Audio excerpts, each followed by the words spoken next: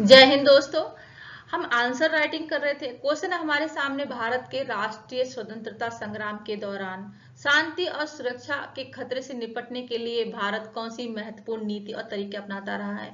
ठीक है, शांति और सुरक्षा से रिलेटेड हम दो क्वेश्चन और देख चुके हैं। ठीक है जी, देखिए इसमें देखिए स्वतंत्रता आंदोलन के दौरान ही भारत में शांति और सुरक्षा सुनिश्चित करने के उपायों के विचार और दृष्टिकोण की शुरुआत हुई। स्वाधीनता संग्राम के नेताओं का मानना था कि वे स्वतंत्र भारत को अंतर्राष्ट्रीय शांति और सुरक्षा की स्थापना और उसे बढ़ावा देने में सक्रिय भूमिका निभानी चाहिए।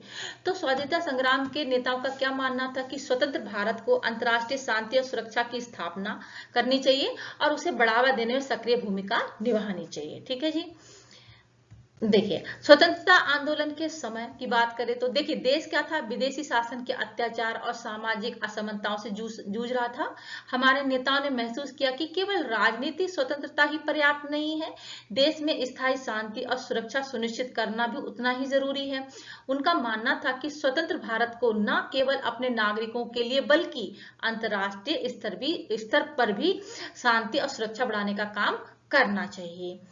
नेताओं ने दुनिया भर में उपनिवेशवाद और जातिवाद के खिलाफ चल रहे आंदोलन का समर्थन किया। वे लोकतंत्र, सामाजिक न्याय, असमानता और मानव अधिकारों के लिए प्रतिबद्ध थे। इसके साथ ही वे पंथ निरपेक्षता और आर्थिक और सामाजिक विकास के भी समर्थक थे। उनका मानना था कि जब देश में न्याय और समानता होगी तो आंतरिक शांति भी बनी रहेगी और सुरक्षा के खतरे भी कम होंगे। ठीक है जी, संविधान बनाते समय देखिए किन बातों का ध्यान रखा गया। इन विचारों को ध्यान में रखा गया कि संविधान में नीति निर्देशक तत्व में भी शांति और सुरक्षा से जुड़े दिशा निर्देश शामिल किए गए।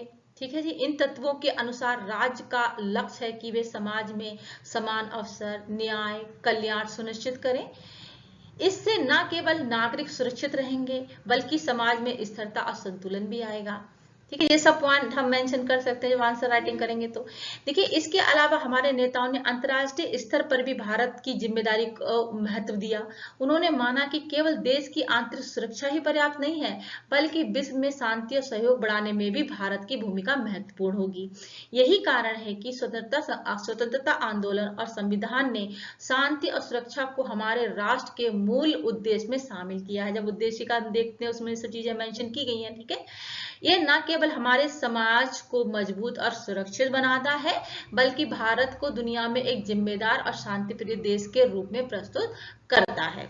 ठीक है जी, इतना ही था दोस्तों इसमें। ठीक है, और भी पॉइंट आप मेंशन कर सकते हैं जब आंसर राइटिंग करेंगे। ठीक है जी, देखिए भारत का उद्देश्य क्या है,